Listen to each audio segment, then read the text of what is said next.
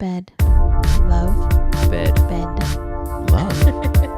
Beyond. Beyond. Bed, love, beyond. Bed, love, beyond.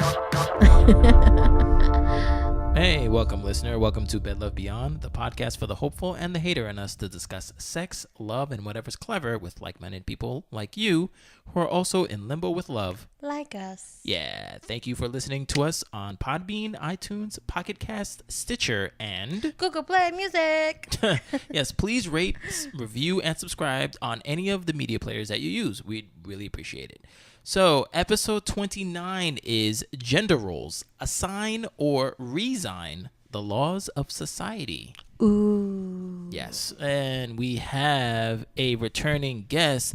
Also, our first three-peat, our first guest that has been on the show 3 times. Welcome, everybody, Brigid. Hey, Bridget. I guess I'm a veteran of the show now. I know, right? Wait, isn't that like a Saturday Night? I think I've said this before. On Saturday Night Live, after 3 times, you get like a jacket, right? Yeah, you did say that. You get a solo cup full of water. I was like jazzed about that jacket, but all right. Yeah. Next time, Bridget. The water's nice though, gotta say. So, yeah, this was a topic that down the line that we were going to do, but Jennifer wanted Bridget to be on the show, and I was like, all right, yeah, sure, I'll ask her. So I was like, hey, Bridget, you're like, what do you want to talk about? She's like, can we talk about gender roles? And I was like, okay.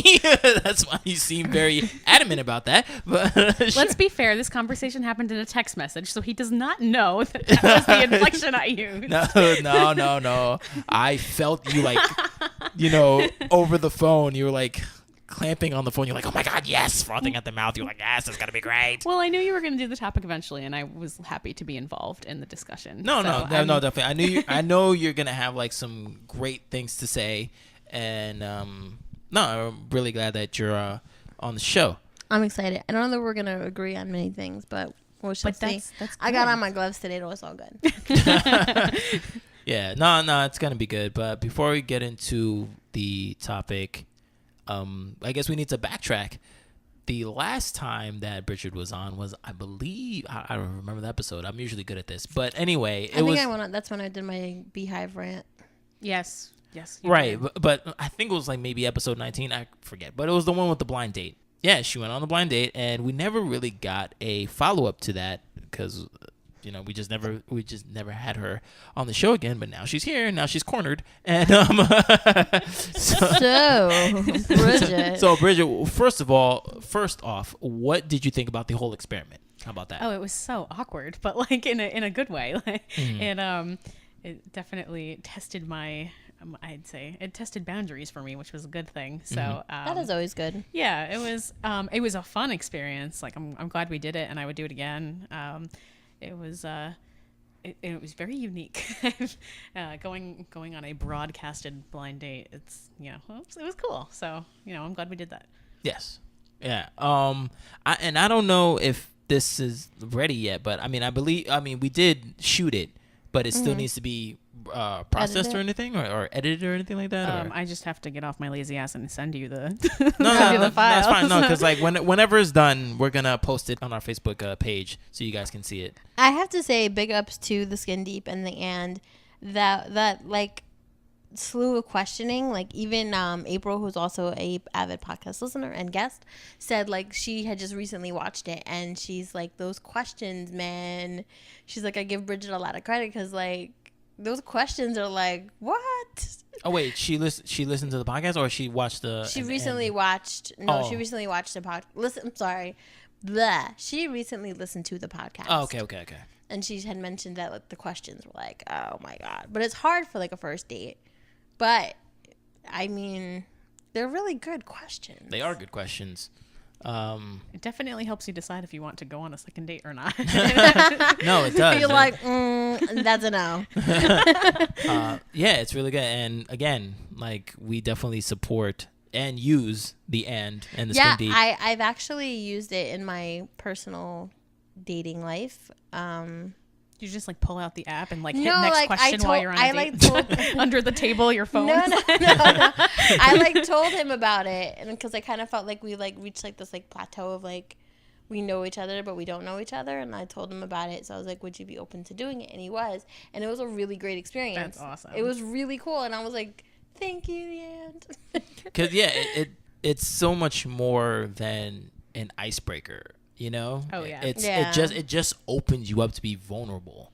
Yeah. And it's really cool that you get to, that you're both in that position. Because I don't think anybody, the questions are so designed that nobody can be, like, advantageous over the other. You know, like, we're both at this level. Right. And we're just opening up to each other. And we're just like, you know, hey, this is me. Yeah, it's not an icebreaker. It's like deep sea diving. It is. No. yeah, no, it is Exactly. There it is, and it's great. Like the times that I've used it, they're great, and it's awesome. I'm just waiting for it to come on Android, guys.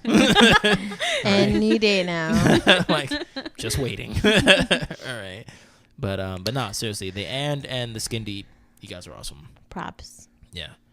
I All also right. have like a celebrity crush on their employees, but that's Oh beside the yeah, point. yeah. Yeah. I was like stalking their employees. I'm like, She has. Means Yeah, they're doing something right. She watched like 2 or 3 of this person's videos, and she was smitten. So he's too young for me. It doesn't matter. It's just like a celebrity crush. It's kind of like, I know he's a real person, but I'm just like, whatever. Speaking of knowing that they're a real person, but whatever. Where are we going with this? That sounds a little creepy, Jen. Martini's face right now. Oh my god. You never filled the podcast folks up with what's going on with Russia. Yeah, I did. I did it on the last podcast. No way. I told you what Do I happened. have dementia? You were there on the last podcast. It's like, oh, Martini's talking. I'm just not going to pay attention right now. Sometimes that happens. Thanks. Feel the love. It's all love, Martini. All right. So, okay. I will. So wait, now you sent the last email. You said you think she's fake. You said that you sent the email saying, yo, do you have fucking Skype or not? Yeah. All right. Well, so let me fill in Brigid. But first, do you have anything else to say about the whole like blind date? And all Oh, that sorry, stuff? Bridget. Not really. Okay, you're fine. I just wanted to make sure. I wasn't sure if you had other questions, but I think we're good. No, I mean, I guess it's safe to assume, to say that we kind of went out with them to make it a little less uncomfortable. Right. And you guys seem to like get along, which was good. But I mean, you know. We're Facebook friends now. What? That's good. Right. Yeah. Yeah, that's about it though. Yeah, it doesn't need to. That's good. Yeah, it's whatever. It's not like, you know, you We guys just hated like each other. It was fun. Yeah. I got tacos that night, and anyone who knows me knows how much I love tacos. I love so tacos too. That was. It was a good night all around. I came out of my shell and If- got tacos in a shell. So If yeah, exactly. If I get tacos, I consider it a successful day. So I think we're good. no. Very awesome. Okay, so to fill in Back to Brigid, you. Brigid, a couple weeks ago, I was on OkCupid and somebody This Russian girl hollered at him. sure, and I thought it was from a place nearby because I put it on look for people nearby. Mm-hmm. And she's like, oh, I don't really talk on here, but give me your email and I'll talk to you there. I was like, all right, fine, no problem. It was kind of weird, but I was like, whatever. So we started talking to each other, and I found out that she was in freaking like whatever, Slovakia, Russia, or whatever. I know that's wrong, but Yeah. yeah, some like ill place in Russia, and I was like, okay, fine. So I just started speaking to her, and then we kept speaking back and forth, and she started getting she didn't necessarily get personal, but just she was like, oh, she started sending me every email that she gave me. She started sending me pictures of her, but not like Martini. I see you in my dreams, Martini. She said his name a lot. It was funny. I really love the way she writes. yeah. So like, but it was like just like, oh, here's me in the snow. Here's me with my dog. Here's me with my best friend and stuff like that. So I was like, okay. And she would not necessarily cover her tracks, but she would say like, oh, I don't have like a computer at my house. I usually go to the internet cafe, not down the street or whatever. And like I used to go to the internet cafe and like use it. So like my freaking like Batman detective brain started working. I was like, wait, how do you get these pictures on the internet cafe all the time? And I was like, oh, maybe she has a thumb drive or whatever. I was like, okay. But then like the messages started getting not worse, but just like more intimate and stuff. It's like, yeah, and, you know, just like Jennifer said, like, I had a dream about you and we were walking. Well, she didn't say it. Well, her words read like they were Google translated. So it was like, They could be though. so, no, they could be. So like I was reading, I was like, okay, you know, I'm getting it. But essentially, like, yeah, you're best. Like, you're really cool. I really like that we're pen pals and we're acquainted and whatever. Then she started getting more personal, just like, yeah, you were in my dream, and then we were walking, and like, I don't know what it is, like I'm falling for you, and my friends say that I shouldn't do that because like you're so far away and all this stuff. And I would show Jennifer this, and I'm like, look at this, like, and I, no, Yeah, he was so mad, and I just enjoyed reading the emails. yeah, because like I was telling Jennifer, it's like, you know, like right now or for the past couple of weeks, I've just been like extremely vulnerable. You know what I mean? It's like, you know, all this freaking like lovey-dovey stuff happening, and like, yeah, I want to like fall in love again. It's gotten worse too, because like, you know, we've talked about this, like, I don't know, maybe episode 1 or 2, like on this day on Facebook. Yeah. So I guess I was a busy little bee 4 years ago because like all my pictures are of me and my ex-fiance doing stuff, whatever. So I'm just like, oh great, thanks. Thanks, Facebook. Yeah, I resubscribed to Time Hop again, and I think I'm taking it off. I'm like, I don't need all that negativity in my life. So I'm just like, you know, and so me, you know, just been wanting love and all that stuff, and the stuff that she would say, you want somebody to say to you, right? You know, someone tangible, someone genuine, you know, but like she's in Russia. Yeah, she allegedly, or she could be in Connecticut. You know, like I was telling Jennifer, you know, she's in his mom's basement. So I was just like, Jennifer gave me the idea. The thing is, it's not like that I was falling for her words either, because it was just like I was super polite. She's like, oh, I dream about you all the time and stuff. And I was like, oh, thank goodness I was such a gentleman in your dream. And stuff like that. You know, he started to get a little dicky though. So no, because I started getting like extremely angry. So then Jennifer was like, oh, why don't you just, you know, tell her if she has like Skype or like Google Hangouts or whatever. And I was like, yeah, you're right. 'Cause, I mean, not that I never thought of that before, but I was just like, I just want to see where this goes. And I was like, yeah, man, because I'm getting tired now, because again, I'm vulnerable. So I was just like, yo, do you have Skype, whatever, Hangouts and stuff? And didn't hear for like 3 days. And I was like, well, there you go. And then she emailed me and she was like, oh, hey, like the internet cafe, like, I don't know, something went down with the internet cafe, but I'm back. And so, hey, how you doing? And I was like, so, hey, how you doing? Yeah, I was like, Facebook, like, you know, whatever, like, where's everything? And then that was on the last podcast. Right. And the last time she emailed me was June 27th. Mm-hmm. Haven't heard from her since until today. You guys are so, like, are you guys like watching like a soap opera or something? Like, wow. Remember when I told you that my life is my cat and Netflix? I need this. I need it. God, you guys are horrible. And then she asks you for money. No. That's what I'm waiting for, is her to be like, I'd love to come see you, but I need money to buy a plane ticket. Malaysia. Malaysia was like, I need money. Yeah, that was her overseas lover. Oh, not lover. Lover. Whoa. No, yeah, she was like, oh, all right, you know what? I'll literally tell you what she wrote. Yes. Live from the feed. All right. She was like, Martini. Yeah, you gotta read it in her voice. Okay. Martini. She was like, Martini, my love, I have not received your letter today. I worry about you, and I hope all is well with you. I hope you can read my letter very soon and will write to me.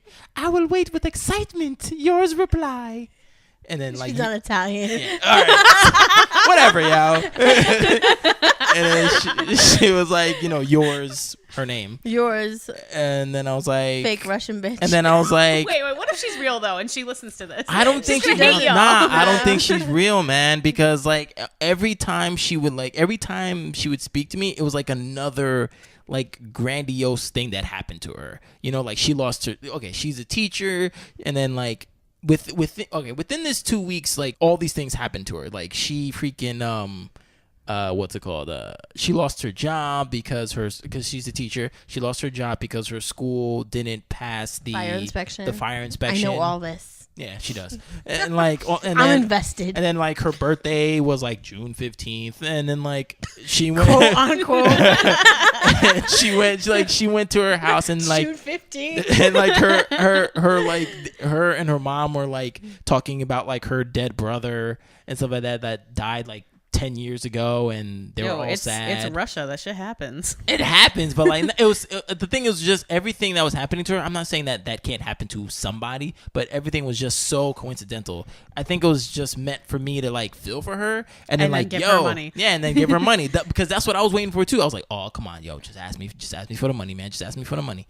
You know, and Is she still on OkCupid? Have you looked? no, she's not on OkCupid. Yo, you should change the game and ask her for money.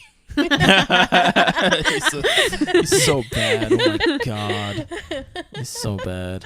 And that's the funniest thing too, because like today, yesterday, somebody did the same thing on OkCupid. I went on OkCupid today, and she was like, "Hey, how you doing?"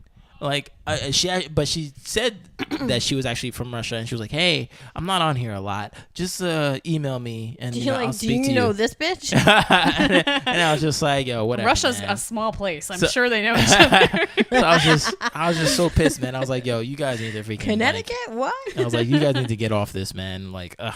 So bad. So like, So I emailed her. She emailed me that, and I just simply emailed her, "I no longer want to speak to you," and then send. So You did?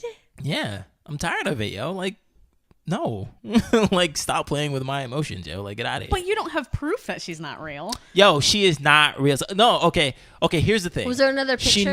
No, not a picture. She never took selfies. These were like our parents' pictures that she took. I think we You know need what to I'm get Neve and Max on it. like she never took like she never did things like her age. You know what I'm saying? Like it was very weird. And because I would always like prompt her, I was like, "Oh, who took these pictures?" Like, "Oh, it's my best friend," and she would always give me a point of reference, so I wouldn't like ask any other like questions. You know what I mean? Like, "Oh, it was my best friend, her," and all stuff. Oh, Do you think you're just jaded? I think you're a little jaded. I'm extremely jaded, but that doesn't mean that she's not. I think not you're fake. jaded. You're jaded, and it made you mean. No, man, she's not real yet. What if she's in But Russia? what if she is real? Okay. Let's say she is real. What if she's in Russia Hypothetically, right now crying? I was just gonna say. What if she is real? She's laying on her bearskin rug, crying right now. Okay, what if she is front of a real? fireplace. What happens? Like, what do you mean? Like, She's gonna write back and be like, there can't be a relationship. No, you're right. So like, Yo, why? save up and go to Russia, man. Nah, I'm good. It's like, True love, no, man. it's not real, yo. It's like, Anyway. I mean, and It's cool. It's fine, whatever. no, seriously. Oh, and also too, because of her I don't know what it's called, but you know, like the gmail.com thing, the email address, her thing is connected to like a Russian dating scam. Yeah. Which exactly. Oh, well, you should have opened with that. Okay, there's your proof you sold me. No. But the counter thing was I ran her pictures through Google search images. That's what I was going to recommend doing. And No, it legit. came up zero searches. So I was like, Okay. oh, this might be a legit person. That's why I kept it going for so long. And I was like, all right, well, I'm just talking to this chick as a pen pal because she is from freaking Russia. But I was just like, yo, nah, she's freaking doing she's getting more and more intimate, Mm-hmm. So I was like, nah, I'm good. Yeah, she wanted money. It's cool. Yeah, I'm sorry, Okay. audience, that I went so long. That was supposed to be a lot shorter. I know you want us to get to the freaking topic. I'm sorry for that, but like Brigid wasn't here, so she didn't know any of this. So there you go. But yeah, that's the story. So, All right. yeah. Anyway, gender roles. All right. First off, just so we're on the same plane, I will give the Wikipedia definition of what a gender role is. All right, and then we can go on from there. So a gender role, not a general, gender roles, according to Wikipedia, is a set of societal norms dictating what types of behaviors are generally considered acceptable, appropriate, or desirable for a person based on their actual or perceived sex or sexuality. All right, so Brigid, we'll start with you. Okay. How do you feel about gender roles? Oh, that's such a general question. I know. I'm sorry.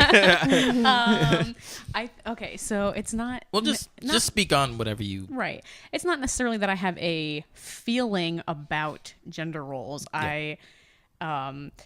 It's that like, they're like the definition said, they're kind of dictated by society, and it's the only gender role that I really think is dictated by biology is pregnancy, because Right. that's the only thing that is like physically connected to your gender as far as a function that you perform. Right. Like that kind of thing. Yeah. Not saying that pregnancy is a function. Like Right. we are more than incubators. That's not what I'm saying. Yes. But, it's that everything beyond that. And sorry to cut you off, but isn't it that sad that we have to censor ourselves, like just like you did too? Because like I'm sure somebody was like in our comments right now, well, excuse me, Brigid, and stuff like that. Like, Exactly. Go ahead. Sorry. No, so it's just that like, and I, there are examples that we're going to get into as the show goes on, like specific things that are attributed to gender roles and that kind of thing. But like, some of those things are about like cooking and cleaning and that kind of thing. And just the societal dictation that a woman is supposed to clean and a man is supposed to provide. That's all societally based. There's nothing in your genetic code that requires you to do those things. And I mean, like, you could break it down into biology even further. Penguins, women are the providers and men are the one that stay home with the kids. So it's Right. like, I think sometimes I think we base our responsibilities a little too heavily on the past, which and that's not to say, and because I know Jen disagrees with me on some of these things, and that's fine because it's all about personal choice. Like I'm not. I do agree with that. Yeah, I'm not here to say that like women, you should stop cooking and cleaning. You should go out and get a job, and that kind of thing. It's completely up to you. If it's I think you your should definitely have a job. yeah. I mean, it's like if I decided that I wanted to marry a man, settle down, have kids, stay at home with them, be the primary caregiver, cook, clean, do like not have a job, like the 50s housewife kind of thing. That's my decision. But I should only do that if that's what I want to do. I shouldn't do it because I was raised to do it that way. Like it should, it's my choice. So, Yeah. That kind of thing. Jen, do you want to say your piece? I actually or agree anything? with what Brigid's saying. Right. I didn't know that I was going to. None of you did. I was expecting a little bit of a I know. boxing match. I agree with what you're saying thus far. I do think that is your choice to whether you want to conform to society. I think it has to do with like a lot of what you saw growing up and how you were raised. I think it has a lot to do with like life experiences, like what you choose to do. Like I don't think I could ever not work in some capacity. Like if I like married some guy and he was like, "Yo, you just stay home," I'd be like, I need to get a job. Like I can't stay here all day. I'll clean the house and shit, fine, but you're gonna help. I don't know. I do think that society like tries to dictate like what women should do or what they shouldn't do or what men are supposed to do and what they're not supposed to do. But it really is up to the individual to say, this is what I want. But you meet a lot of men who say, no, I'm the man. I have to do this. Or you're the woman and you have to do this. Number one, don't tell me what I have to do. Two, Damn right. like I will say what I think I should be doing or what I shouldn't be doing. But it all. You're Italian too, so Yeah. That was like kind of like. I feel like I can never use this phrase again. But in my last relationship, there was kind of like an argument about a situation. Like it was his family member's birthday, and I wanted to like cook and do things and have a nice party. And maybe like my approach was really wrong and abrasive, like it could be sometimes. But like that's what's in my nature. Like that's what I was raised to do. Like we take care of the family. So like if I'm with you, now you're my family too. and your family is my family. So it's your family's birthday, and we're going to do something nice, which usually includes eating a lot of food, you know, and sitting around BSing, and that's what it's going to be, you know. But like, I wanted to like step in like kind of as his woman and say, I've got this, babe, don't worry. And it became like a war. And like my mom like literally had to explain to him, like, this is what Italian women do. Like, shut the fuck up. Right. So, but it was like an issue, and like some people don't get it. And, you know, it depends on like what you're raised around and like what you see and what you expect. Right. So, and there's a difference between, you know, like if you wanted to be responsible for like the cooking for this party, right? There's a difference between doing it because you genuinely want to, like in your heart, you're like, yeah, oh, right. I love this man, I want to be involved in his family. This is something I enjoy doing, and I would like to provide this service. Like, right. I wouldn't want to be told like, you're the woman, you have to do it. If it's not like, you know, you could be like, your mom could have always raised you to be like, okay, you're the woman, you cook. And then you'd be like, oh, okay, I guess I better do this. Like, like there's a difference between those two things. Like for me, for instance, I like cooking, but I hate cleaning. I really, really hate it. Right. And I don't want to be expected to be the main person in a relationship to do that just because I'm the woman. Like, it's, I mean, you know, and that's like on our list for later, but. Right. No, you're right. And I believe, not to be in the middle of the road because I don't want to get beat up by you guys, but I think it's because I believe this too, and I saw this like in a article about it. It is kind of like nature versus nurture, but also I think it's, I don't want to say laziness, but sometimes we just do not what's natural, but like, okay, so like women are known to be the nurturers. Mm-hmm. So it's like, all right, they nurture, so they're like, okay, I'm going to take care of the kids. And sometimes I've seen women will like fight with their significant other or husbands because they're like, oh, I got it. And it's like, okay, damn, but can I hug my son too? It's like, take it easy, you know? And, right. and guys, you know, whatever, are like, quote unquote more masculine, so they're like, okay, I'm gonna work, and then like the wife is like, okay, I'm gonna work too. It's like, no, you're not, because I am, you know, and or like, I'll mow the lawn, or I'll take the leaves out of the gutters, because that's who I am, and stuff like that. So it's just like, I think it's more along the sides that we just do that we're just like, okay, well, this is what I'm doing because that's like who I am, as opposed to trying to make a change, kind of like, well, not make a change like you are, but like, I'm not saying that you like everybody, just like you said, everybody do the opposite. No, it's not that. Yeah, you're not saying that, but I think it's more like, okay, well, yeah, all right, I'm the dude, I'm gonna do this and whatever. But you're right, anybody can do anything. Yeah, do whatever you want. And like, so we've talked about this before, like when we've like gotten lunch and stuff, and like our hypothetical relationship, if you and I were in one. Yeah. You are a very compassionate, nurturing person. Yes. You are. I'm a huge bitch. All the honesty flying around this room right now. I'm just saying. So hypothetically, if we were parenting children, yeah, you bet your ass you would be the one hugging the kids, and I'd be like, shake it off. like, that's definitely what would be happening, just because that's how I am as a person. Yeah. And I think a lot of times we mimic our parents and do the things that our parents did. And, you know, like, I hope my parents never listen to this, but my mom was always like the stay-at-home caregiver type person, and it was more of a matter of the fact that she was told that she had to be, not necessarily that she wanted to. Before I was born, she had a job, and she has a job again now, but it's because my sister went to college, and like I was out of the house, and you know, that kind of thing. I'm back now, but that's another story. But you know, she I saw how unhappy it made her. Yeah. And I think as far as personality goes, I am much more closely aligned with my father.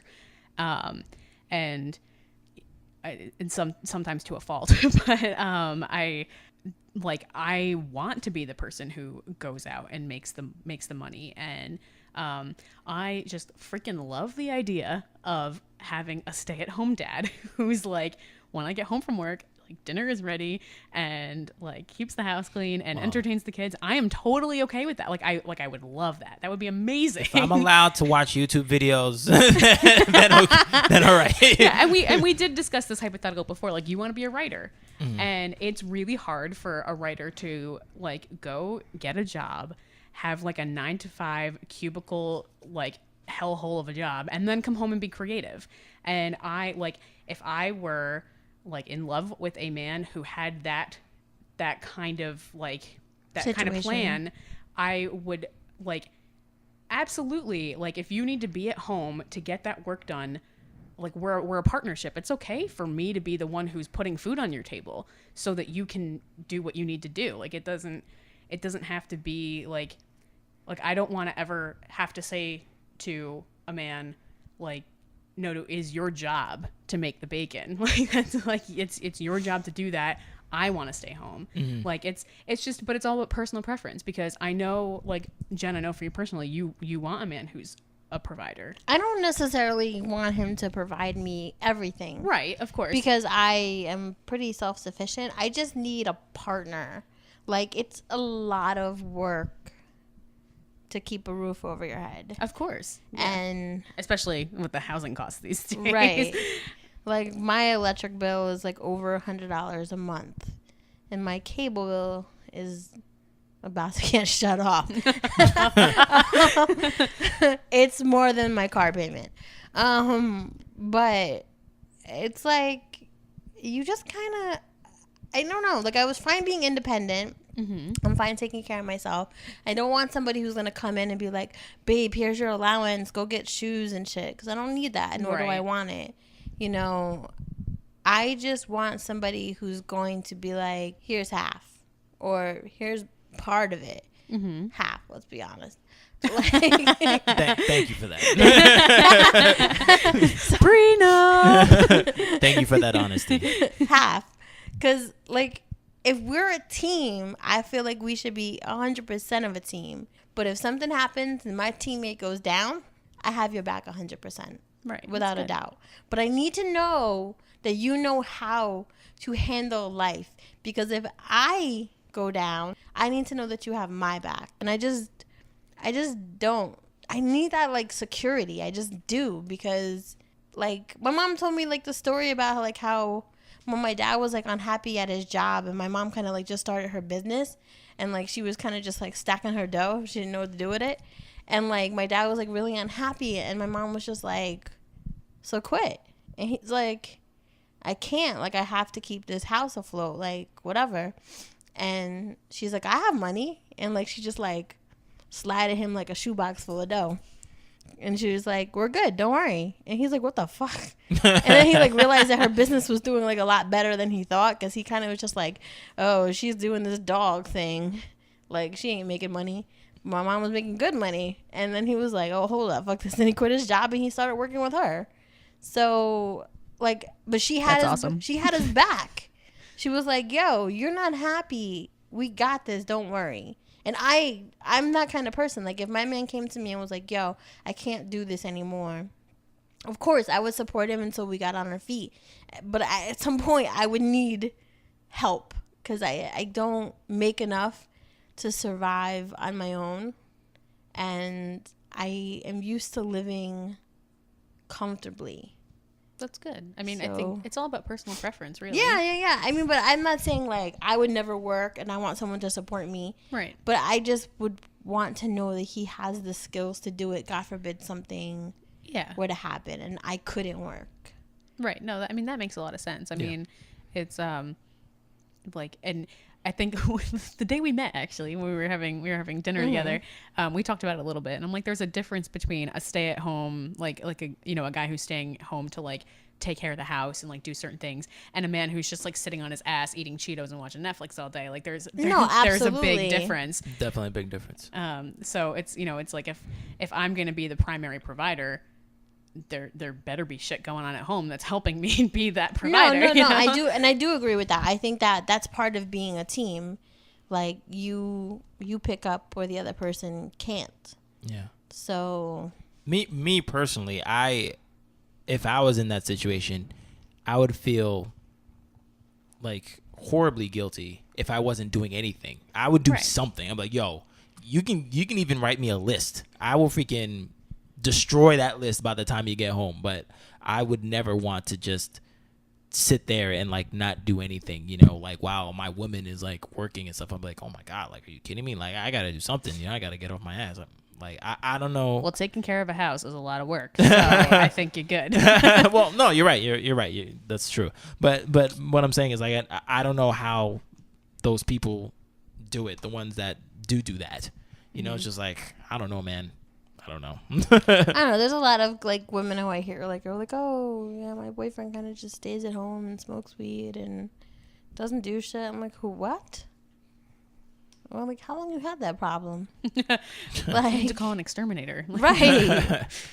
But yeah, I definitely think he should be pulling his weight. A stay-at-home dad sounds like a really cool thing. Like, I have a friend who I recently got back into my life, and I just found out that he's a stay-at-home dad. I was like, oh snap! But the thing is, like in my head, I got stereotypical, and I was like, oh shit! Like I was like, you're a stay-at-home dad. I was like, oh man. It's like like me. I was like, yo, I hope not that your wife is alright with that, but I guess essentially, yeah, I hope your like wife is alright with that. Like that she doesn't like yo, childcare is expensive. berate you or something like that. You know what I'm saying? Like stay at home dad. Like you're supposed to be the man as well, but like no, they're fine. You know, but it goes back to this whole subject about like gender roles, you know, and how society has made us think that. Like, I honestly think it like depends on like how much a woman made. Mm-hmm. Like, because women usually get paid less in the workplace, which is bullshit to begin with. Well, that's a whole different story. Yeah.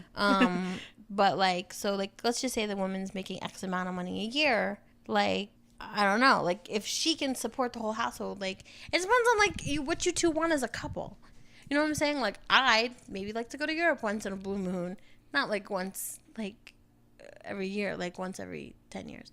So like can we afford that if only one of us are working? Mm-hmm. Like, I'd like to be able to do things if we wanted to.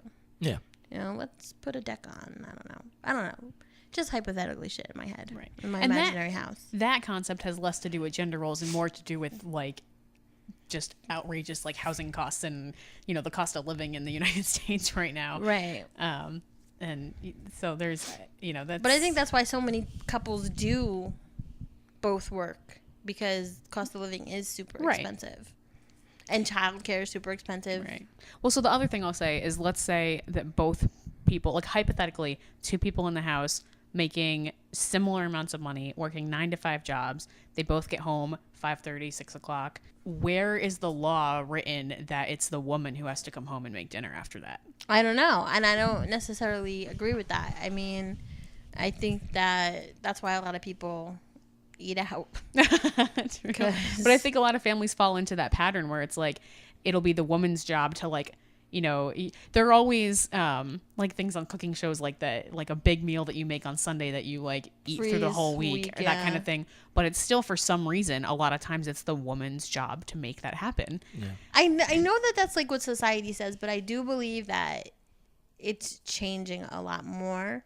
Like, I work for a family, and the husband gets home before the wife, and he picks up the son. He cooks family for everyone. And then she gets home, they eat, and I mean, then he goes out with us. That's Beautiful. But like, yeah, I mean, I think that's what it should be. It kind of is like, if I'm home at 5, 6 o'clock at dinner time, I'll start cooking dinner. But, you know, that's kind of like the thing. Like, I used to cook dinner in my last relationship because I was home at 5 o'clock. Yeah. He didn't get home Also, till 7. if one person's a better cook than the other. Yo, if you can throw down better than I can, yo, please do. No. Also, cooking together is sexy. It is. So that should happen a lot. A friend of mine, he's married, and like they'll both come home. Like he comes like home first, and she'll pick up the kids, and she'll take care of the kids, but he'll cook. You know, so it's just like it's really cool, and he is like the better cook. We'll even like joke about it all the time. You know, it's just like I cooked today. I was like, oh god, you know, like should we get something to eat? She's like, shut up, you know. But like he's the better cook and stuff like that, and they worked it out. It was like, it's no problem. Like he loves cooking. He's like, oh no, I'm gonna make freaking like pasta fazool and all that stuff. I'm like, oh shit, and I'm like, all right, man. So But I would say so far we've mostly been talking about like like domestic gender roles, like you know, married with children and a house and that kind of thing, but like it goes beyond that, like, you know, before it even starts. So like, you know, from the first date, like the gender roles from like who, like someone paying for dinner, or and I know you want to talk about like the topic of chivalry. Well, like you know, the general courtship and who proposes, like that kind of thing. I think we should talk about some of that. You think stuff, women too. should propose? Oh, I would do it. Hell yeah, Yeah? I would. And the only reason, so my last Like, relationship. do you buy your own ring, or do you buy... Oh, I think that I would You be. buy him a Want ring. my, like, when I get eventually, maybe someday, hypothetically get engaged, I think both of us should be wearing rings. I like that idea.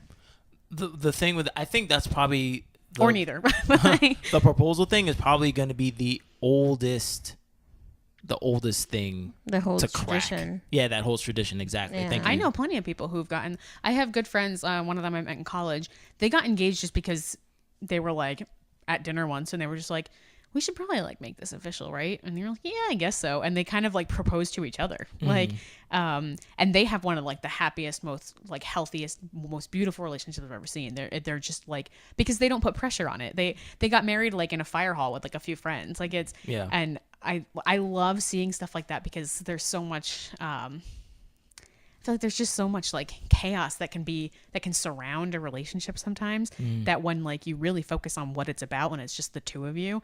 And that's not to say that big weddings are bad. Like, I mean, celebrate with your family, go for it. I don't care.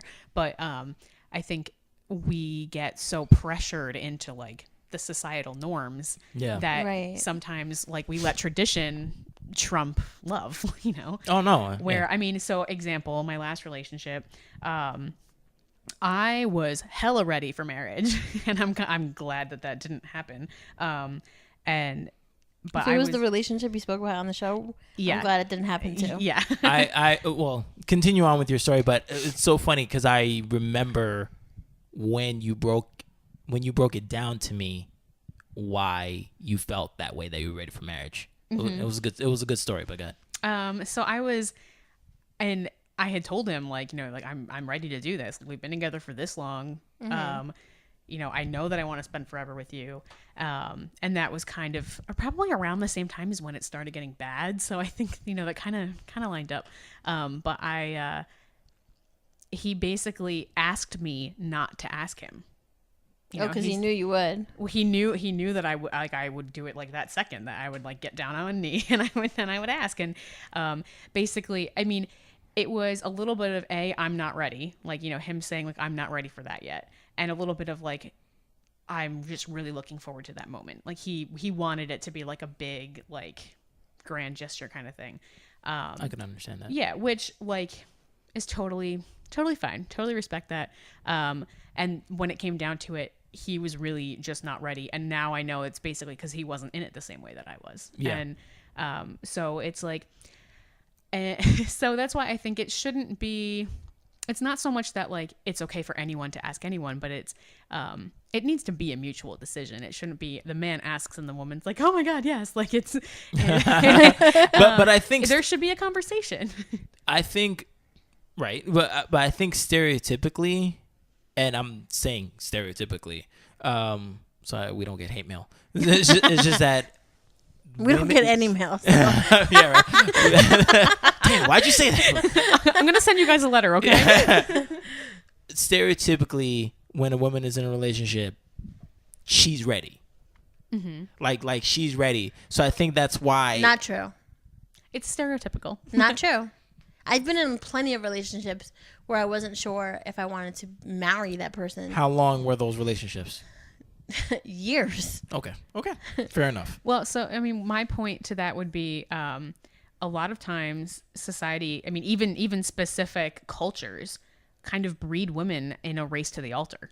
Like, Oh it's- yeah. Oh yeah, it's I've been just- watching Arranged. It's real. It's just sometimes it's just kind of like ingrained in our in our psyche that, you know, that, and I think honestly part of what happened in my last relationship is I was like, okay, it was more that like we've been together for so long, something has to happen. Like there needs to be some kind of change now. Right. Like I need something more final and more committal. And I think that was more commentary on the quality of the relationship than it was on like, it wasn't necessarily that I was like, oh, like I'm in love with him, this needs to last forever. It was more like I'm not feeling enough of the love, I need something more. And that's it. And sometimes I think like when I tell this story that it kind of negates my point that it's okay for the woman to ask, because clearly it wasn't a good relationship, and if I had asked and he had said yes, we'd be divorced already. Like that, or we'd be miserable, or one of us would be dead. I don't know, but Right. But it's I guess more of the point is that like both people need to be on the same page, and that's why I don't think like the grand gesture proposal thing is necessarily the right thing to do. That maybe it should be like a business meeting. Oh God. Damn. Well, people usually say that a marriage is basically a contract. It's sort of actually that technically that's what marriage is. Like I mean, it started as like the combining of households for like political reasons. Like that's essentially why it started. I don't know that I'd want a grand gesture, but I mean, I know I wouldn't, but I wouldn't want like fucking fireworks and like a parade. But like the proposal you put online today was so cute. He was just like on the beach with her, and he just like was like, okay, marry me. You wouldn't want what am I gonna say? A grand gesture? No. So you wouldn't have wanted what the individual that would not be named to do the thing that he wanted to do for you at a specific park that you love. That if he did that. This is all very cryptic. Crazy? I'm sure the listeners know exactly He what was you're talking about. crazy. Not him, but like Hypothetical person. Yeah, like hypothetical person, because he's crazy, but he was onto something, because he connected something that you love, and he wanted to exclaim it by 100. Right, but You would have been done. no, I would have still said no. A resounding no. Hell no. No, Okay. I like the fact that he paid attention. It pulled on my heartstring a little bit. Shut up, fucking hater. I'm not a hater, but I'm just saying, like it would have worked. But yeah, but I wouldn't want it like fucking in front of the fountain or something, like on one knee with like balloons. Like if we were just like sitting on a fucking like, blanket and he was like, yeah, I was thinking, but not him. Oh, No. Oh, of course not him. I would have still said no. Well, so like one thing I want to say real quick is you just said the phrase "it would have worked," like as if it was like a trickery proposal, like an audition for marriage, that kind of thing. Before this quote unquote grand gesture happens, you need to already know whether or not you'd marry the person. Oh no, yeah. Of course. Again, you know? resounding no. Yeah, Right. yeah. You don't just So do it, because that's why I wonder, like what do you define as a grand gesture? Because I don't even think he ever went there with me. He's crazy. But I don't know what it's like. Proposals in public? Hell no, I don't want any of that. What do you mean by in public? Like you mean like while we're at a game or something like that, or like yeah, like at a well, I don't really. I'm not a sports person. Well, no, anyway, but you like, don't. But or that, like you know at a restaurant, or like okay, or like just like I mean on the street is like whatever, but it's like when it's What if he tied a ring to his penis? I'm gonna go with no on Not that like in one. public in the bedroom. Duh. Like we're not getting arrested for indecent proposal before we get married. It depends. Oh, get it? Indecent Indecent proposal. Y'all are whack. Can you guys do a podcast? Wait, can we do like a video series called Indecent Proposal? We just do sketch comedy. Oh my God. That's awesome. The most freakiest way somebody can propose to you. Here's Yes. my dick. Yes. Okay. Go ahead. Sorry. Anyway, I guess that would depend on the person. Okay, You know? so let me ask you this: first date, who pays? I say go Dutch. Split it. I agree with that too. Whoa, you weren't agreeing with that like 5 episodes ago. No. First meetup date. Okay. You know how like now when you meet somebody, you have like that meetup. Yeah, See, the it's not like the pre-interview. It's not a formal date. Yeah. It's just Right. like a let's go for a walk. Yeah, and see yeah. if we like each other. Yeah. I think Dutch is cool. Yeah. I've paid a bunch of times because, or at least for myself. Yeah. Because I'm like, as soon, like one dude, he was like, "Oh, let me meet you somewhere," and I was like, "I gotta eat." I knew as soon as I liked him, as soon as I saw him, I didn't like him, so I was like, "I gotta eat." I was like, "I don't fucking know this dude," and I like went, and he's like, "I got your food." I was like, "I don't know you, and I know I'm never gonna see you again, so no." Okay, so let me get a little specific here with Okay. a guy I dated after my bad relationship.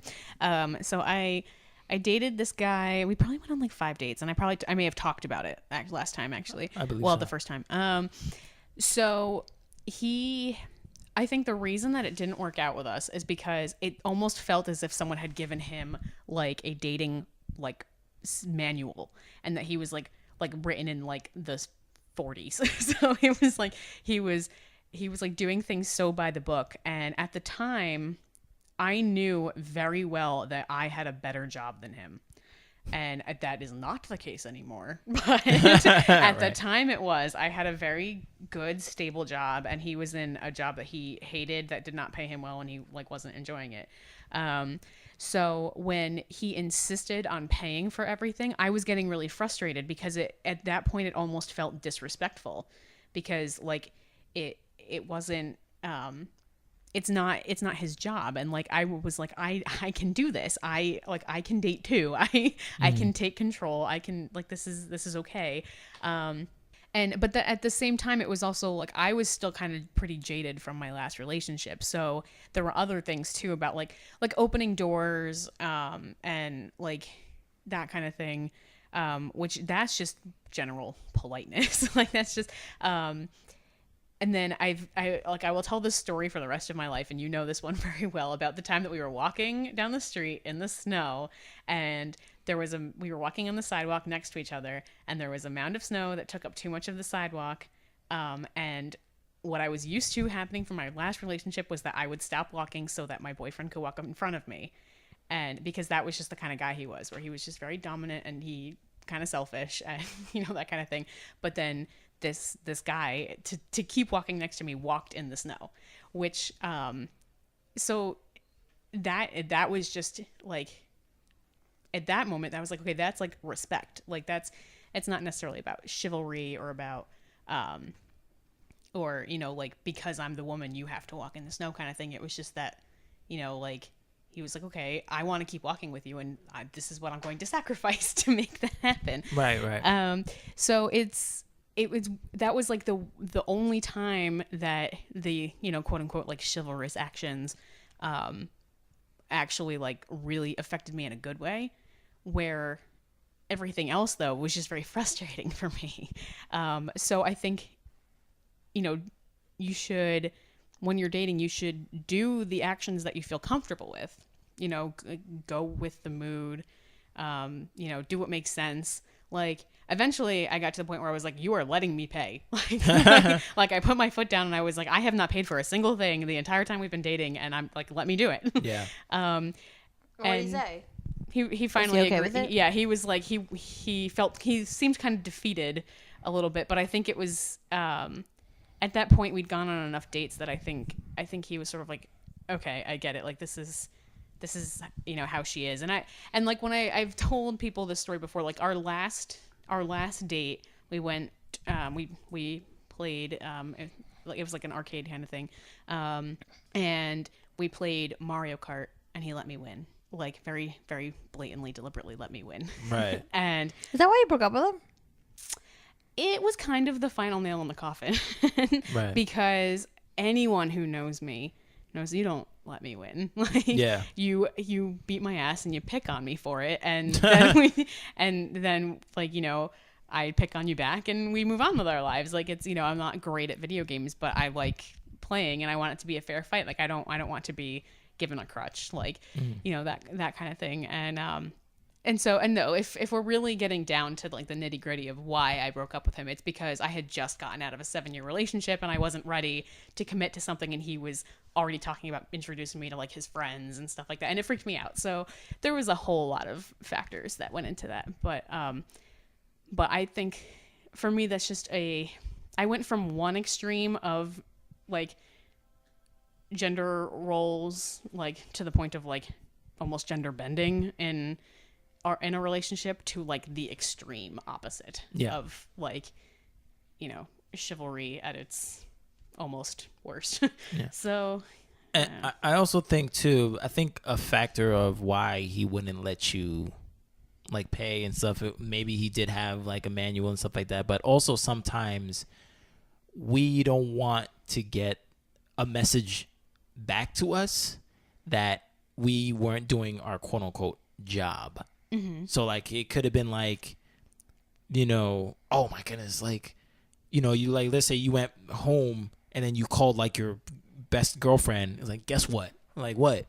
He didn't pay for the dinner today. He's like, what? He didn't pay for anything on that date? Oh my God, what kind of a man is he? It's like, we think about that stuff and we don't want to be that guy. So we're there and we're like, they come with the check. They're like, I got it. We just take it like, yo, I'm paying for this shit. Because I don't want to hear nothing. But that's part of the problem though, is like society makes you feel that way. Yeah. So but maybe that's a conversation you should have with the person. Yeah. Is be like, listen, be like I personally, like, if you want to pay, that's fine. But like, I want to pay sometimes, or I want to at least split it sometimes because. Let's be real. No one wants to spend money. No one wants to. But at the same time, like, you got bills, I got bills, we all have bills, and like, I don't want you to always have to feel obligated to pay for me, right? Because I'm not. You don't want to be resented, first of all. No, well, it's not that. It's just like, I don't know. Like, I can't explain it. I just can't like put it into words right now. Like, yeah, I appreciate it, but like, I got it sometimes. I'm good. For me, part of it is like, when a guy always pays for things, it almost feels as if you're getting paid. Like, it's sort of like, it's almost like if he's always paying, it's like he expects something from you. Mm-hmm. And I don't feel that way anymore. But I think so that, not all guys, but I think some guys think it will that way. eventually come to a head where he feels like, all right, will it though? What are you doing? Right. Like. Well, I think there are some guys who are like, okay, well, I bought you lobster, so. Jesus. Yeah, like damn, lobster. Get on your knees, bitch. There is a comedian. I think. What's her name? There's this female comedian that is like, you don't have to put out unless he bought you lobster. and it was something like, if he bought you lobster, you owe him at least a blowjob, like something like that. I don't like lobster, so I'm good. But no, basically, it's just that I think. Mostly, I just want it to be a level playing field. Because if you think about it, it is kind of like a business arrangement in a way, where it's like if one side is always providing a certain thing, it's like, okay, well then what's the service they're paying for, No, I feel you. And so that's like, I feel sometimes that's why women are like, okay, well, I'm going to cook him dinner, or I'm going to clean, or I'm going to do this, that, the other thing. Or I'm going to buy lingerie because I'm not buying lingerie, sorry. because he spent like $100 on a fancy dinner last night, like that kind of thing. I think it's that's why it should be like either you split it every time, or it's like you alternate back and forth.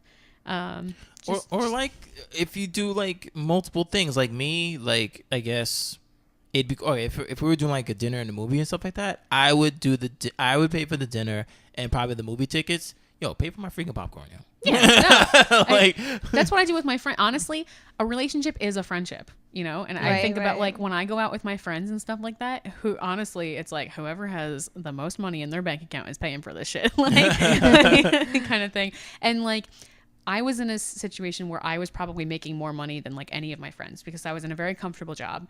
And then I had a quarter life crisis and I quit that job and now I'm broke. So I used to pay for shit all the time, but now it's not that I expect my friends to pay. It's that like I'm much more willing to back down if they step up and they're like, no, I got this. I'm like, okay, that's cool. When I get like a job that I'm comfortable in again, I got you. Like, it's that's what like a partnership, a relationship is in general, whether it's romantic or not. Mm-hmm. So, yeah, I don't know. Do you have anything? I don't know.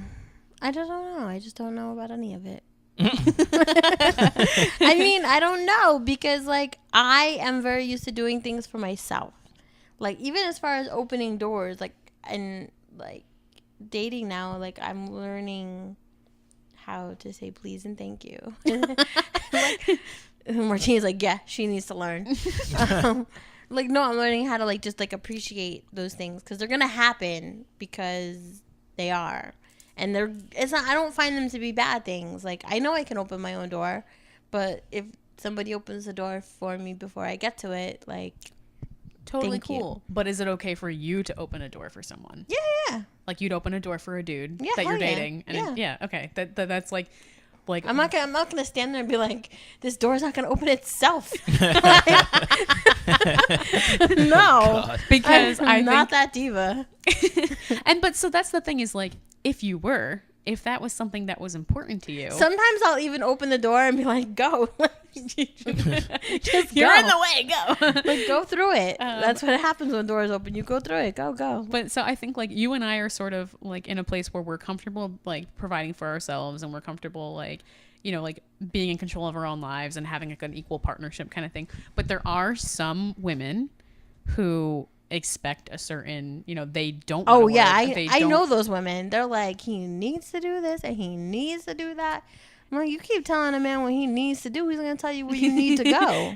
But I think And I don't want to be told what I need to do either. I remember I dated this guy once, and I don't mind serving you your food, but he was like, go fix me a plate. I was like, hold the fuck up. Oh, shit.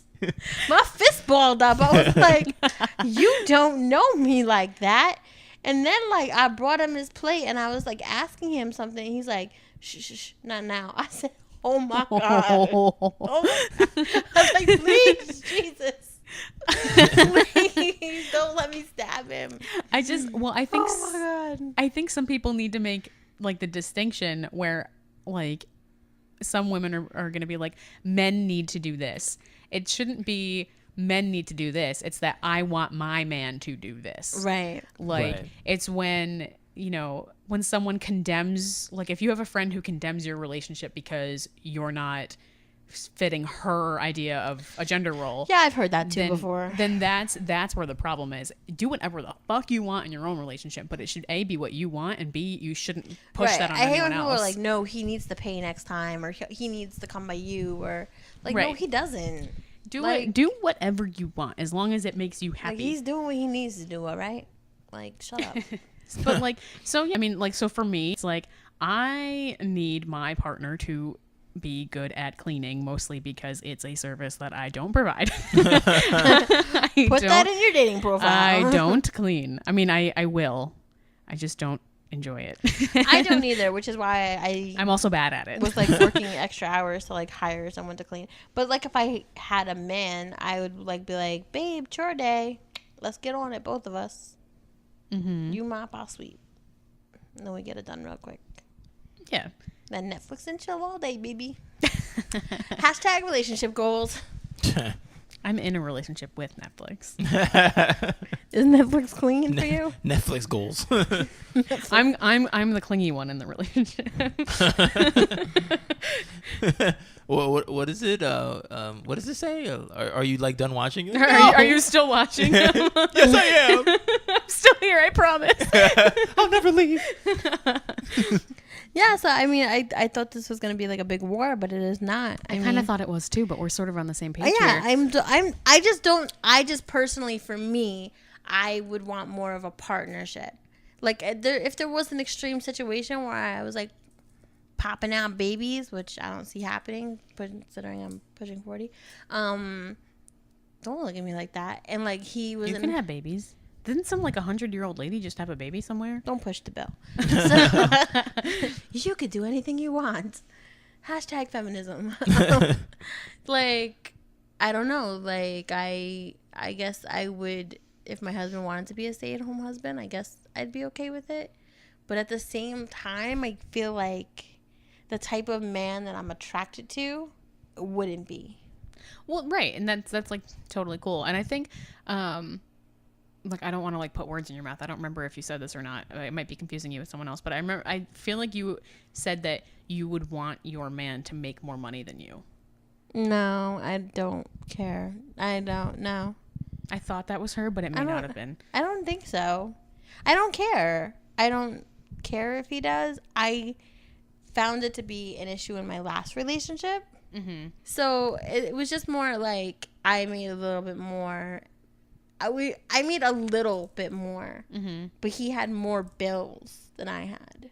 Oh, right. So, like, he had car payments and Sally Mae, and I was just like, paid my shit off, made it rain. So I was just like, oh, I'm going shopping. And then I was like, but why don't you have money for cable? And I think we talked about it once on the podcast, like, about there's a better way to split bills. Like, Yes. like if he made 30,000 and I made 50,000, these are not real numbers, FYI. But like, then what would be 40% of his income and 40% of my, or whatever the percentage is? You know what I'm saying? Right. Like you just take the percentage of your income as opposed to like half. So like, let's say the rent was like 1,000. If he was only gonna pay X amount, then like maybe he'd pay 400 and I'd pay 600. Right. Even though like, because it's financially what I can afford and he can afford.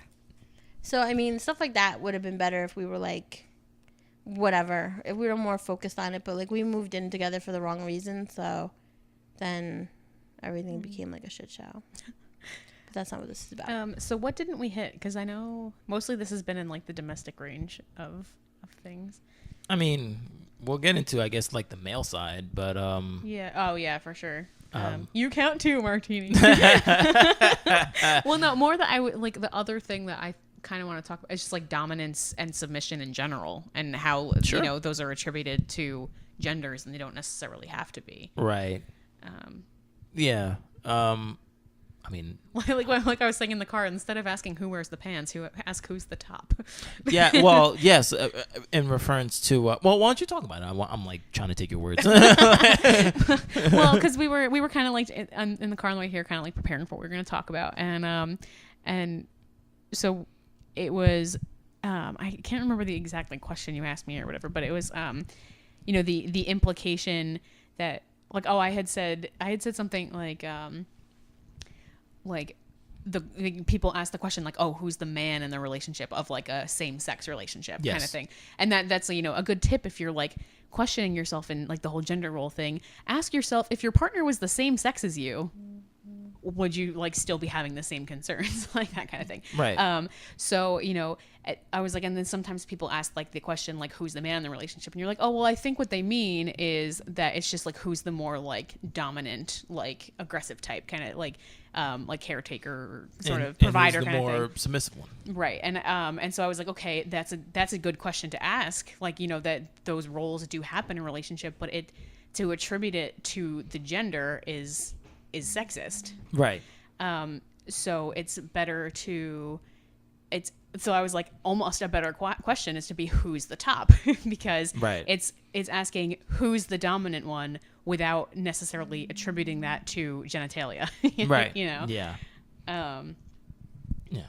So I think everybody change your phrasing. Yeah. But so I think it's there. I mean, like the way that things are shown in like TV shows and movies and that kind of thing is like, you know, the man is always usually like just watching like two characters hug on a TV show or something.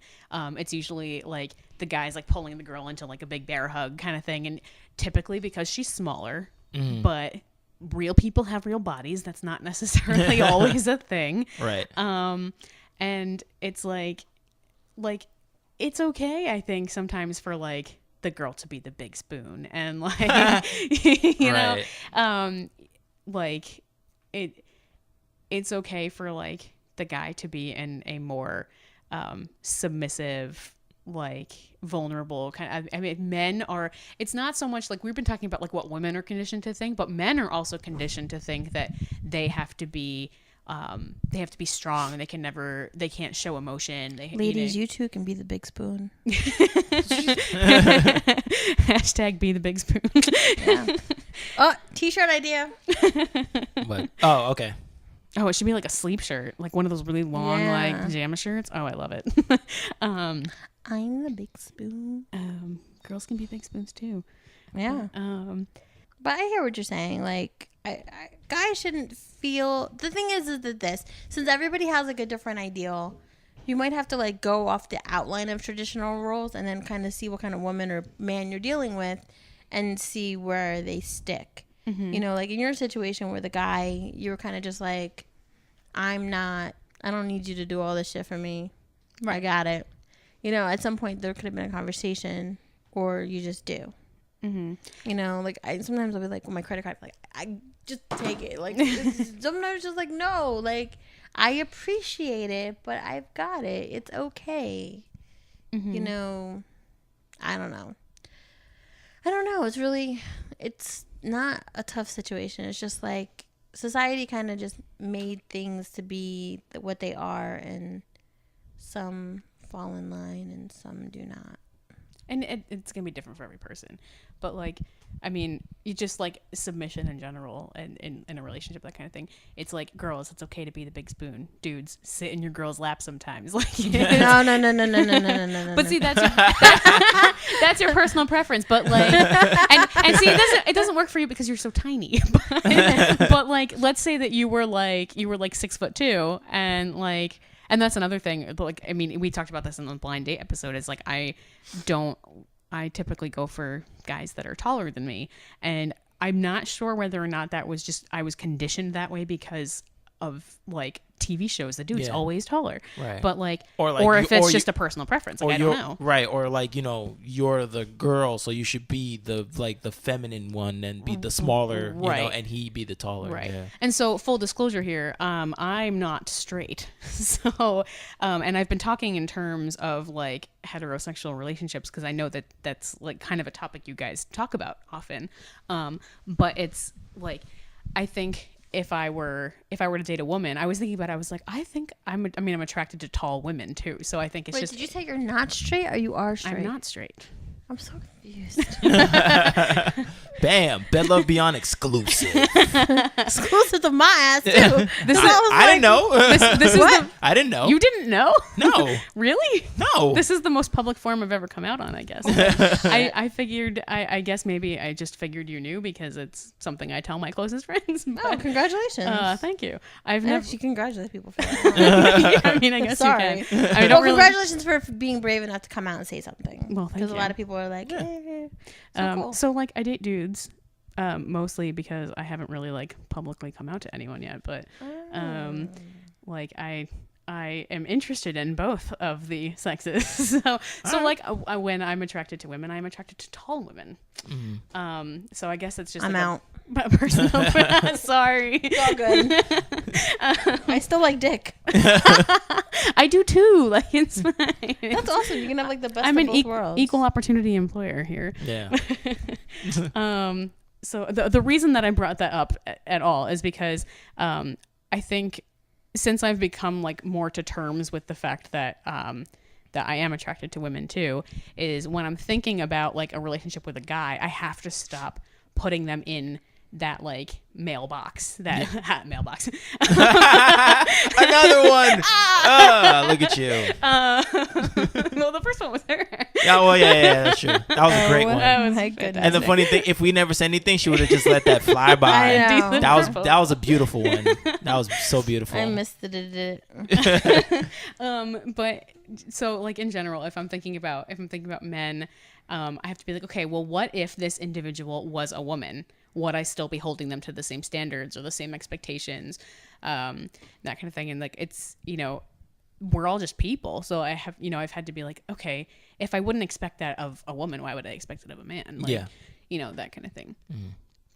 No, and you're right with like the whole, I mean, we're like going to get into it pretty soon, but like with the whole, yeah, we have been talking about how a lot of women get like conditioned to like think this way. And also, you know, you did the tip of the iceberg where men also do too. Like for me, like I feel that, you know, yeah, like you said, men have to be like strong and like physically strong. I mean, you said it, but you didn't like mean it. But like you just said it, that like men have to be strong, or think they have to be strong and have to like protect their woman. Like if something like goes down, you know, they gotta gotta freaking handle this. And you're like, crap, because of me. I mean, obviously the audience has never seen me before, but I'm not a big guy. Like, I'm tall, but I'm not like a big guy. I'm pretty like strong, like scrawny, like string bean, you know? So it's just like, oh man, I gotta freaking fill this like role for like a future like suitors. It's not a suitor, like a girlfriend or something like that, and it's just like, oh man, and like I don't. Okay, like I can fix things with like electronics and stuff, but I'm not like Tim the Two Man Taylor. You know what I'm saying? Yeah. Like I can't like fix things, but like some people might say, well, I mean, I don't know if I can fix things. I mean, I could put like an IKEA shit together, but people are like, no, you need to like be a mechanic. You need to know what every thing in the car does and stuff like that. Or like I can't even Fuck that, man. I can't even what's it called, fix a flat tire. You know, like I can't. And sometimes like a girl could be like, I can fucking fix a flat tire, and I'm like, all right, well, I can't. You know, like if when I get flat tires, Good, guess one what? of you can check. That's fine. like no, if I get a flat tire, I just freaking call AAA, just like anybody else would. I mean, would I want to learn? Of course, I would want to learn, but I don't. So whatever. But like the thing is, I feel like a woman will look at me down, like, man, you're not a man. Like The wrong look at woman you. will look at you You like know. that. You've just been dating the wrong women. Mark. well, it is a big societal thing. It's like men are supposed to be this, and if you're not that, then you know, you know, just like damn, Right. like okay, I think we make these hypothetical pictures of what a partner should be and what they would want. Yeah. And I think it's also slightly generational too, because I'm slightly younger than you guys. So, and like we've talked about this too, that just like, you know, from just your age and like the age of your parents and that kind of thing, that that like it's more common for like people in your generation to like expect certain things from like the opposite sex kind of thing. Yeah. Where for my generation it's less of a there's less constraint on it. Yeah. And I brought that up for a reason. What was it? No, it was that like I think when we're evaluating ourselves, sometimes we think of too much like, oh, what would I provide in a relationship? Like what would my role be in a relationship with like society's woman? Like if that's, you know, what you're thinking, you're like, okay, like this is wife. This is what society has like defined as wife. Yeah. And would I fit the bill to be with that woman? Yeah. Which let's face it, you don't, because that woman doesn't really exist anyway. Like it's so yeah, I mean if you date a girl who can fix a car, awesome. That's a badass bitch. Like go for it. But if she's going to not like you because you can't, then she's the wrong woman for you. Like, it's not that you're not adequate or good enough. It's that she's not good enough for you. Like it's, you know, it has to be, you can't change yourself to fit what the wrong woman wants, you know?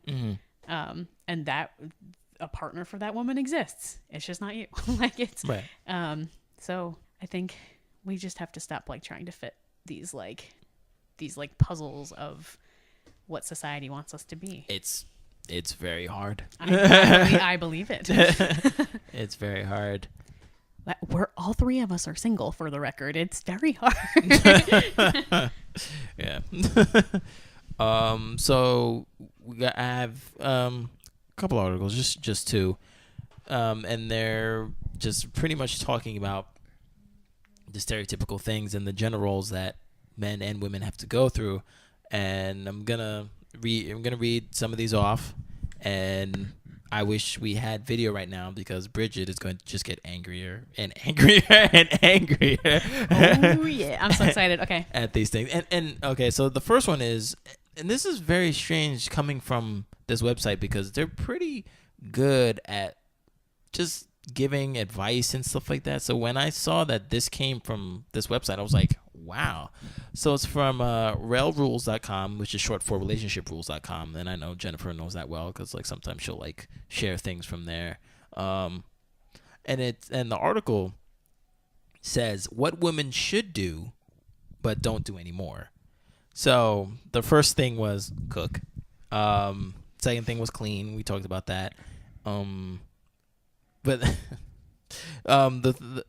first the one that says number one says cook, and it says nowadays women feel proud to say that they don't know how to cook as if it's a talent, And if there is a career to take care of and a job to give your best at least 2 or 3 meals that your spouse would love should be in your recipe book. So I was just like, oh. I think that that's a reasonable thing to say, but not to women specifically.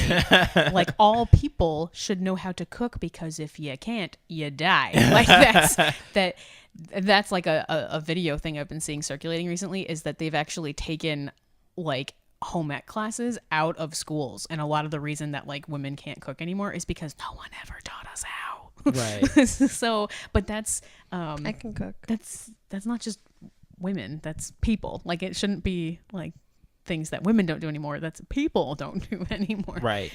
Okay, go on. Yes. So number 2 is clean. Number 3, we talked about this. We talked about this on the phone, and we talked about this in the car, is making his plate. Women roll their eyes and say that he's got legs of his own. He does. Yes, he has. But your concern for him will make him happy, because little things make a big difference. So we talked about. I feel like that's like a married. Like, I've made plates for boyfriends, but I feel like that's like a deeper into a relationship type thing. Mm-hmm. Like, if I just met you and I bring you to a barbecue, I don't know what the fuck you eat. What if you don't Fair. eat pork? And I'm over here throwing the pig on your plate. Right. I'm like, oh, my bad, I eat pork. That just depends on the person, because I know that there are some men out there who will just like not take like vegetables if they are given the choice. So that's like that's like wife being mom and being You're like, I made you a salad. He's like, bitch, meat only. Like, okay. Yeah. I understand the sentiment about that, but sometimes, and this could be like a societal thing too. Well, I don't know, but like, That means he should make me a plate. Yeah, exactly. Sometimes it's gotta go both ways, yo. like, I remember when my ex-fiance would make me a plate, but like, her love language, which we talked about before, was acts of service. So she Right. loved doing that. And I would only let her do that because she liked that. But sometimes I'd be like, I'll just get up and go get it. Like, you don't have to fix it up Right. for me and like give it to me. Like, I'm good. Cause also too, I didn't want that whole like, she's my servant type Yeah. thing. You know, like it felt weird. Like, I knew it was But like culturally, loving and some stuff. people do that. No, it was Right. extremely culturally. It depends. Yeah. Extremely. I mean, because I guess the reason that weirds me out so much is I was always raised in a family that was almost like buffet style. Like, my mom would finish cooking dinner and then she'd be like, okay, everyone come make your plates. And we'd essentially almost like line up in the kitchen and like get whatever we like, the amount we wanted, and put it on our plate ourselves. Right. And we still do it that way. Yeah. And then we go sit in the living room instead of the dining room and watch TV while we eat dinner. It's never been. No, yeah. but you're Hashtag extremely- America. Thank you for bringing that up. It was extremely like cultural, but at the same time, I was just like, like, this is like weird. Like I'll get it. I'll just get it. She's like, no. Like, you can sit down. I'm like, okay, you know, and like it was whatever. But I don't know. Number 4 was complimenting men. Women of today are continuously looking for independence, which makes them emotionally distant from their men. Men are sensitive too, and they need your compliments as much as you do. Every chance you see to appreciate your man, take it and utilize it. Let your ego rest and tell him how good he is. That goes both ways. All of these things I think are reasonable as long as they go both ways. Yeah, definitely. I mean that was pretty much like it for that article. But I mean, we talked. Well, I almost said ad nauseum. not ad nauseum. I'll walk home. I'll walk home. Time for the meme of the day. Hold on. No. But no, we talked in depth. There you go. At length, yes. No, about like the women's thing, and so there's another article talking about things society unfairly expects of men, and it says number 1, make money. So a huge part of how we define maleness lies in males' bank accounts. Even today, when women's income is on the rise and the 2-income household is becoming standard, men are expected to rake in the bucks, to be wealthy if at all possible, to be good providers for their families at the bare minimum. To be a man, he learned, you must have money and material possessions. And since I'm the only male in the room, I definitely like feel that I need to freaking like be on my A game, or like I'll never like find love or something like that. And even with my last relationship, like that was kind of, no, that was a big factor about it, that like I was not pulling, and we've talked about this before too, like I was not like allegedly not pulling my weight to facilitate the life that a marriage should have, you know, with the house and the picket fence and whatever our future kids would have, you know, and stuff. And like it crumbled. And I mean, I guess she's good now since she met somebody else. But like, like I definitely felt that like firsthand, and it did not feel good. So like, so even today, I mean, I'm still not in a very like good place, and sometimes I ask myself, I don't even know why I'm on these sites, because I know it will get to a point again where the woman will be like, not where's the money, but like, what have you done for me lately? Yeah, like what's going on, you know? And I'm like, yo, I'm trying, you know, and well, both of you guys know that I am trying different endeavors and it takes time, but it's not like I don't understand what the woman is talking about, but at the same time it's just like, all right, am I gonna be like in this rut? Do all women think that? Like, do I need to be like a baller to be looked at? We don't all think like that. No. Right. I'm staying out of this conversation. Number two. Number two is win-win-win. To be acceptably masculine, men are supposed to care passionately about their position on the primate hierarchy chain and about other men's position on said chain. Even not being interested in competitive sports is often greeted with bafflement at best and derision at worst. Yo, if you don't watch football and baseball and you're a man, we're in love. You just don't know it yet. Well, and again, definitely feel that. Like, I do not watch sports, anything remotely like sport. I mean, I can follow. I know what the teams are and some of the players are. That's fine. But like, you won't catch me watching sports like that. The only thing that I'll watch is like wrestling, and even that I get laughed at. You know, like, you know it's fake, right? I'm like, yeah, you know your TV show's fake too, right? You know, it's just like I don't even know why I have to like even do that. Have that little banter, because it's like I have to like prove something. Like, prove what? And also too, it's like we always have to size each other up, and that's like I guess that is like a primate thing, and it's just like, bro, like, it's okay, like, you don't have to size me up. You're good, I'm good. Stop. You know. But you do it too. You don't say. You don't think. No. But it's instinctive. Right. You know. But at the same time, it's just like, whatever you think I'm going after or want, you're good. Like, no. You know, like, it's all right. I mean, women do that too a little bit, yeah, though. Like, we definitely play the comparison game. Mm-hmm. Number 3, being physically strong. One of the most common expectations of men is that they be physically powerful, big, strong, muscular, more powerful than a locomotive, able to leap tall buildings in a single bound. We see this everywhere. Nice. We see this everywhere on TV, movies, video games, all over advertising like a cheap suit. And yeah, so like sometimes I do feel inadequate because I'm like, I'm not as big as whoever, you know, and it's like, and I see that guy, you know, with whatever, tons of chicks, and I'm like, wah, wah, wah, wah, wah, wah, wah. Well, that's maybe you're just barking up the wrong trees. Well, I think yes, but it's also, I mean, it's definitely like a big, I mean, like I said, I'm in a relationship with Netflix, so everything I'm going to talk about, like relating it to like TV shows and movies and stuff like that, but it's like the male protagonist, like Gilmore Girls, like this is what happened with Rory. But like the hero of a story, like the protagonist is always like you know, there's a shirtless scene and, you know, he's like ripped, and then but like, you know, the female protagonist is always like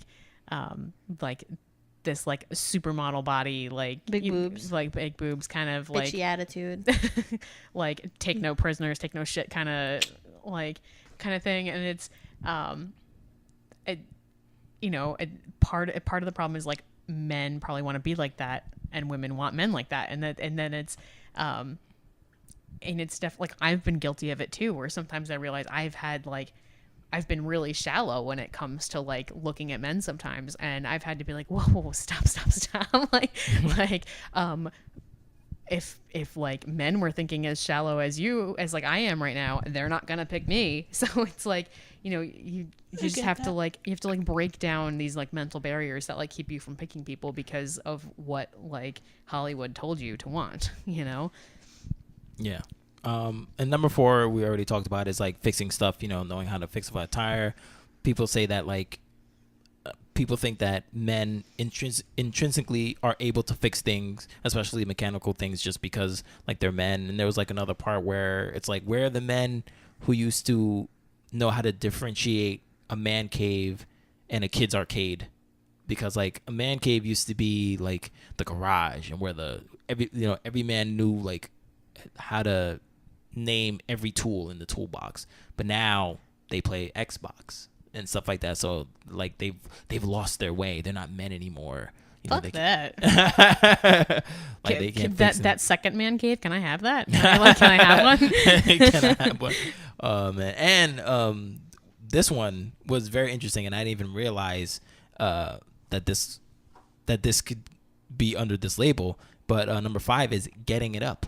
So being a man in American culture means taking care of women sexually and otherwise. You have failed as a man if you do not or cannot give your partner a complete erection for a minimum of 20 minutes before you orgasm. Wait, women get erections? What just happened? What? No. Wait, a woman fails if she can't give her man an erection? No. You want me to read it again? Yeah. Okay. Being a man in America, in American culture means taking care of women sexually and otherwise. You have failed as a man if you do not or cannot give your partner a complete erection for a minimum of 20 minutes before how do you orgasm. Give your woman an erection? Am I missing something? Biologically speaking, women technically do get erections. I know but that. Not, I know about the parts of the body, but I'm just. I love your asterisks. It's like, actually. as an aside. Anywho, that just sounds like a crock of shit. And there's a moth in here, and it's really driving me crazy. I think that has less to do with being a man and just good at sex. Like it's just, you know, the. Do you have a mouth? Do you have fingers? Then we good. It don't gotta be your penis. Oh. Yeah, right. Exactly. Thank you. No. But here we go. The problem lies with the notion that women's sexual pleasure is entirely men's responsibility. That pleasing women ought to be completely instinctive. That women's satisfaction is a victory to be achieved instead of an experience to be shared, and that this satisfaction has to be accomplished entirely with a man's hard dick and not with his hands or tongue or toys or mind. So very good, ladies. I prefer all those other things, honestly.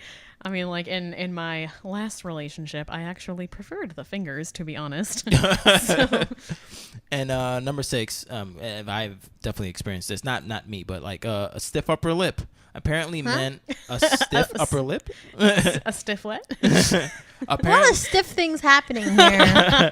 Apparently, men are only supposed to be passionate about sex, cars, sports, and beer. And even then, passionate is not the appropriate way for a man to describe his feeling about something. No, because if you cannot tell me how you feel about me, nothing else matters.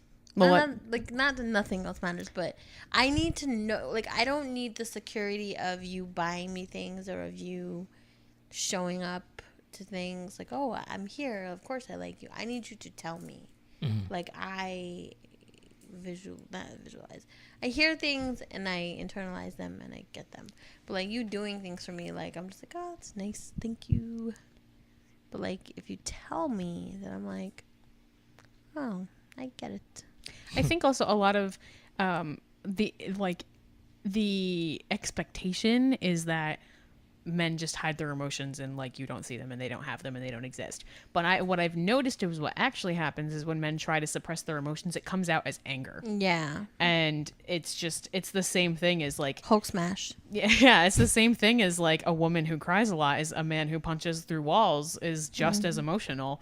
It's because you're not dealing with it in healthy ways, you know, that kind of thing. And I mean, my ex was very emotional on both spectrums, like, you know, on both ends of the spectrum. And for me, I couldn't deal with it mostly just because I don't like emotions in general. It has nothing to do with like not wanting my man to be emotional. You're cold-hearted, Brigid. I am. She's like, I am. I'm the worst. But, it's just it's like it didn't bother me because oh he's a man and he has to keep it together. It was like, oh my god, there's emotions happening. Bye. Like, oh man. Well, yeah. Well, the second part says like no whining, no complaining, and no crying. To be a man, you must be non-emotional and disconnected. And he said that this person said James said he learned to appear emotionless so effectively that he did not shed a single tear when his dad died during heart surgery. And another person points out, it always amazed me how brave I had to be to allow my feelings to show. And two things about that. One, yeah, I have this friend, yeah, and like, yeah, he is straight like emotionally unavailable, and like he's like, yeah, man, I had to freaking like change. Well, and he has a now wife, but he was like, yeah, man, I had to like change that because I used to be like super emotional and I used to say on myself, but like girls didn't like that, so I just like stopped that. And yeah, granted, yeah, he did get a girl that way, and then she was like, oh no, you don't have to be like that, like Martini, blah blah, and whatever, like don't listen to him. But meanwhile, like he got married, and like, and I'm single, what I'm saying? Not to say that he shouldn't get married, but it's just like I would get people would come up to me or whatever and say like, yo, dude, like you're like mad emotional, like that's not cute or whatever. And I think I tell you that a lot. What? I think I tell you that a lot. Well, yeah, and then it's just like, well, it's how, and I didn't used to be like that. I used to be emotional, but now I definitely express more because I am. But you don't finding express my it way properly. Well, I express different things differently. Through angry memes on Facebook. Yep. Really is what. That's it. No, but I express different things differently. So like, yeah, and I don't want to necessarily hold back. Like sometimes, and we've talked about this before, like I'll say something out loud. And I'm like, oh wait, no, I need to filter that. Like, and that means that you're getting better at expressing yourself as opposed to saying the first thing that comes out of your head, right, because like, you can freaking damage, right. You can burn bridges that way. And the actual, like, I remember this conversation. We were eating burgers and milkshakes, and it's like, and I read this thing. It was just like some from random person on Tumblr or something said this, but like, your first reaction is what you were conditioned to do, and your second reaction is more indicative of who you are as a person. So it's like, you don't have to necessarily like come down on yourself for thinking something like the first time. Like your second, like your, the fact that you were able to like backpedal and rethink it is, like a good sign of like changing your thinking and like who you are, like to your core kind of thing. And yeah, so like I don't want to hide that I am emotional, because that means like I'm just more communicative and a better writer. Well, a better writer, yeah, and also like sensitive, but I don't want that word to mean weak either, because like, oh, you're too sensitive. Like, no, it's like, yeah, I sense a lot. I sense everything. I remember a lot of things, and like things affect me differently. Like, why should I be berated for that? Like, I feel these things, but that's why people. But the funny thing is, like, I'll get berated by some people, but like that's why people like love me and come to me for advice, because I'm the way that I am. Well, it makes you trustworthy, and there's a difference between being weak and showing weakness. Like, just, I mean, everybody has weak moments. Like, anyone who says they don't is lying. Yeah. So it's, I think it should be celebrated. but it is a very big thing. I remember, and just to do a disclaimer, I am going to say a very bad word, so I'm sorry. But I remember. What the fuck? Bill Burr. Are you ready? Should we hold hands? Are we like getting ready? No. But Bill Burr had this great, not skit, but like had a great bit in his comedy. And he was talking about like, yeah, this is why guys, and just like you said, like guys feel that they have to suppress, all these feelings. Like, that's why they can't like hold a puppy or whatever and stuff like that, because like somebody out of the corner would be like, what are you, a fag? And it's like, oh, what, look at this guy, he has an umbrella, what a fag. Like well, real men walk through the rain. Yeah, it's like all the raindrops are gonna hurt you, Sally, what a fag. Like, and like that's the thing, is just like, oh, it's it's really funny bit, but it's true though. It's just like, man, if I say these things, I remember when he was also saying that like, I can't even order like certain things on like the menu, whatever. Like say I go to IHOP and I put pancakes, and then like somebody like brings the bananas. Bananas? What are you, a fig? He just kept going. I was like, wow, that is so true. Like you can't, you always have to show that you're a man in whatever instance, and it's horrible. Like you have to put on this front. I think it goes into like the subculture of toxic masculinity. Right. Where it's just like, yo, you got to be all man all the time, 24/7, and whatever. It's like, no, you know what? Jeez. You know what I love and respect is this man, Martini, goes to Applebee's and he orders a strawberry lemonade every time that we go to Applebee's. I like fucking strawberry lemonade. It tastes good. And you're damn right it does. but I could see people being like, "Oh, it's a girl drink." You're like, you don't order strawberry lemonade. Yeah, yeah. I kind of wonder what the waiters or waitresses might think. Like, fuck them. No, but I'm just saying. No, but like, what, like strawberry lemonade? It's just delicious. It's fine. Whoa. No, but Own like it. that's the thing. It's like you're always being looked at. You have to be a man all the time, like to other men. Like it's so crazy. Like we're like everywhere. Like either going to like the barbershop or like a club or something. Like, oh man, you got to put like the hottest moves on, or like you got to be, or like if you go to the barbershop, you got to have like the best story. Like, yeah, so I was fucking this chick, right? Oh shit, like whatever. It's like, can I just get my hair cut? Like, jeez, like why do I need to like, show you how big my balls are? Like, Right. Come on, man. Show You how should big- probably not be doing that at the barbershop. You may need a new barbershop. No, but like that's just how it is. Just toxic masculinity is just everywhere, and it's just like, I don't know. It's always the thing. Like men are pinned each other to be competitive because only the strong can survive. Mm-hmm. And it's like, I don't know why it needs to be that way. Yeah. Well, like I was telling you, I've been watching a show on Netflix that is about like assassins and spies and like that kind of thing.